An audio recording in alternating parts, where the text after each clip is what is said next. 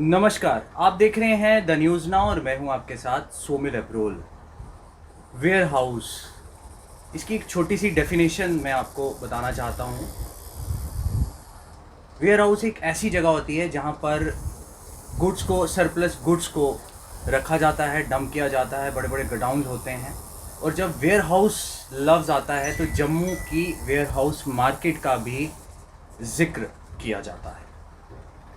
जी हाँ, जो ट्रेडर्स हैं, ट्रेडर्स फेडरेशन नेहरू मार्केट के एक अहम रोल उन्होंने प्ले किया। जिस तरह कोरोना काल आया, जब कोरोना की शुरुआत हुई, लॉकडाउन लगा, आप और हम जब अपने घरों में थे, ट्रेडर्स 24/7 अपनी सर्विसेज दे रहे थे ताकि किसी भी किस्म का अकाल ना आए, किसी को किसी भी किस्म की कमी ना आए।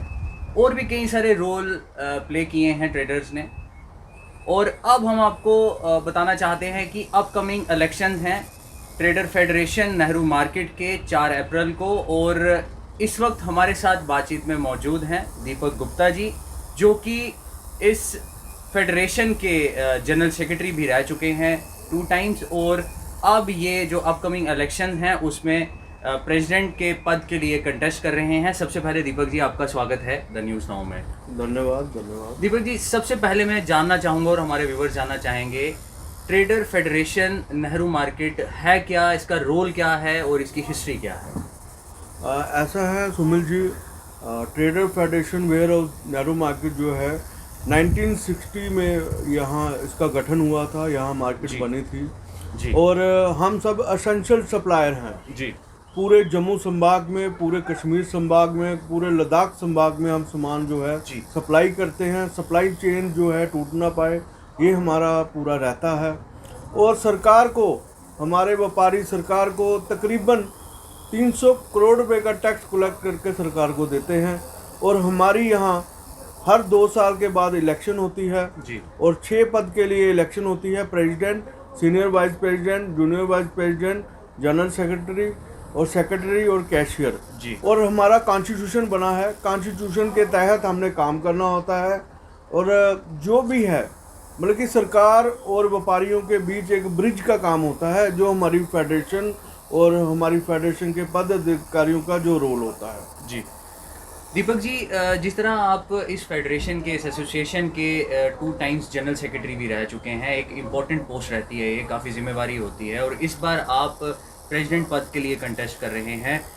किस तरह के एक्सपीरियंसेस आपके पहले रहे हैं और क्या क्या प्रायोरिटीज़ आपकी रहेंगी अगर आप इस पद में सफल होते हैं? आपको कीमती वोट देकर इस एसोसिएशन के जो तमाम लोग हैं वो सफल बनाते हैं, तो कौन कौन सी चीज़ें ऐसी हैं जो आप चाहते हैं कि प्रायोरिटी पे होनी चाहिए? और सुमिल जी, जो आपने बात कही, 2 बार मेरे को सभी सीनियर मेंबर और मेरे युवाओं ने मुझे मौका दिया इस बड़ी, जो सबसे बड़ी फेडरेशन है उसको सर्व करने का।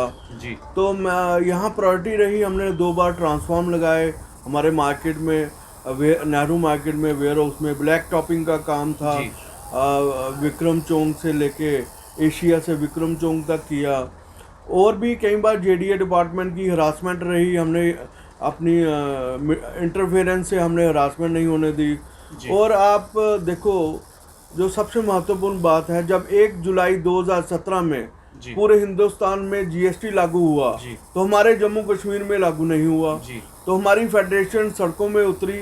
तो मुझे बताते हुए ये खुशी होती है, 7 जुलाई 2017 में जीएसटी हमारे जम्मू कश्मीर में लागू हुआ। लेकिन उसके बाद बड़ी हैरानगी हुई कि जब जीएसटी लगा, पैन इंडिया का नारा हुआ, वन नेशन वन टैक्स का जब नारा हुआ, तो हमारे लखनपुर में टोल टैक्स जो है जारी रहा। डबल टैक्स की मार पड़ रही थी हमारे कंज्यूमर को और हमारे व्यापारियों को। उसके देखते हुए हमारी फेडरेशन ने पूरे व्यापारियों को इकट्ठा किया। इससे हम कभी कभार सारे मंत्रियों से मिले, हालांकि हमने यूनियन मिनिस्टर से भी इससे बात की, लेकिन उसमें देखा गया तब भी जो है टोल टैक्स जारी रहा। तो जब 5 अगस्त 2019 आया, जब जम्मू कश्मीर में 370 हटी, तो हमें तब भी पूरी आशा थी कि ये टोल टैक्स लखनपुर में हट जाएगा, लेकिन ऐसा नहीं देखने को मिला। तो फिर हमने अपनी एजुकेशन और तेज़ की, तो हमने और यूनियन मिनिस्टर तक भी मिले और अपनी एजुकेशन और स्ट्रांग की। तो नवंबर 2019 में जो है टोल टैक्स ख़त्म किया। मैं समझता हूँ ये सबसे बड़ी उपलब्धि है मेरे टेन्योर की, कि हमें जम्मू रीजन के लिए काम करने का मौका मिला, और साथकर जम्मू की जनता को हमने दोहरे टैक्स की मार को ख़त्म किया। ये मैं समझता हूँ सबसे बड़ी हमारी फेडरेशन की उपलब्धि है।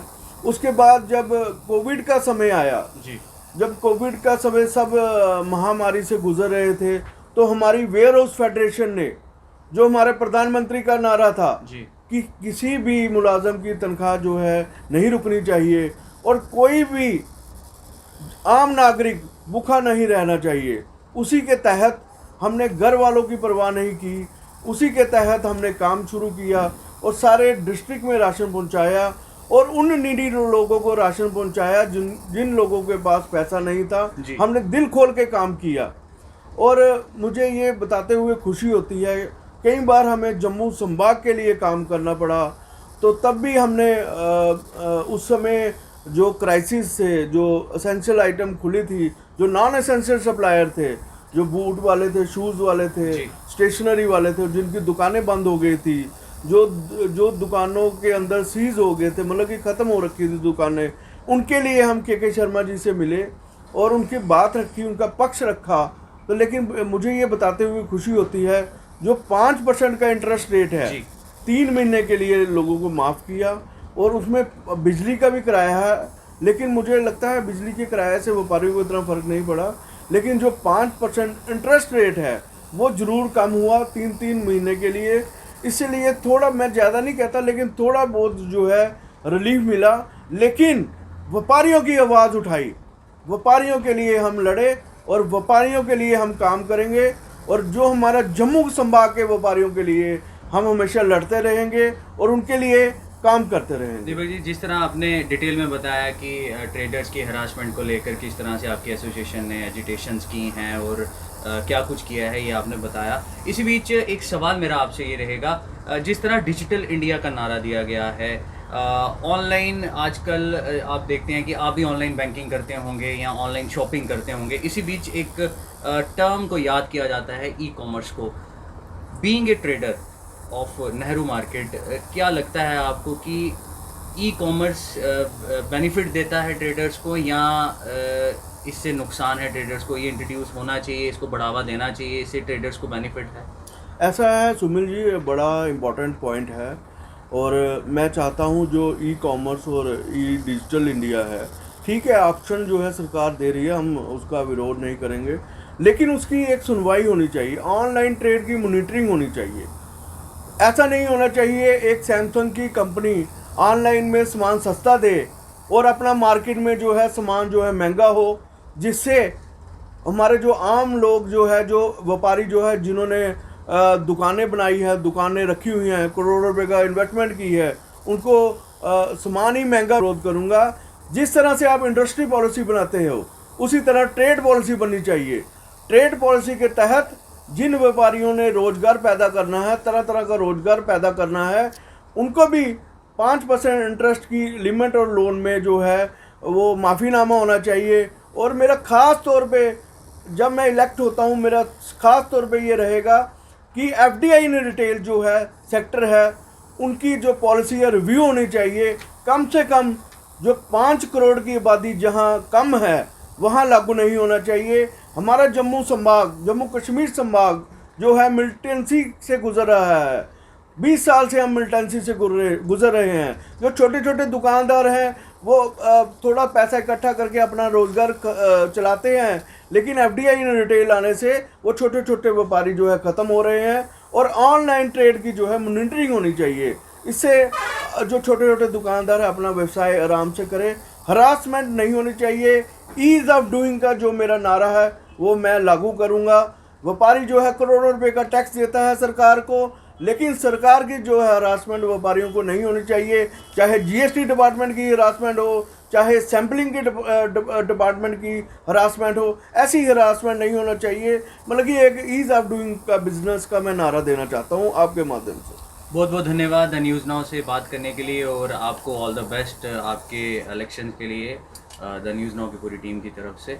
तो ये हमारे साथ इस समय दीपक गुप्ता जी बातचीत में मौजूद थे। ट्रेडर्स फेडरेशन नेहरू मार्केट के जनरल सेक्रेटरी रह चुके हैं ये, और अब अपकमिंग जो इलेक्शन हैं 4 अप्रैल को, उसके लिए ये प्रेसिडेंट की पोस्ट के लिए कंटेस्ट कर रहे हैं। और द न्यूज़ नाउ की पूरी टीम की तरफ से एक बार फिर हम इनको ऑल द बेस्ट कहेंगे, और हमारी ये कोशिश होती है कि हम आप तक पल पल का अपडेट पहुंचाते रहें। कैमरामैन साहिल के साथ मैं Somil Abrol, the news now, Jammu.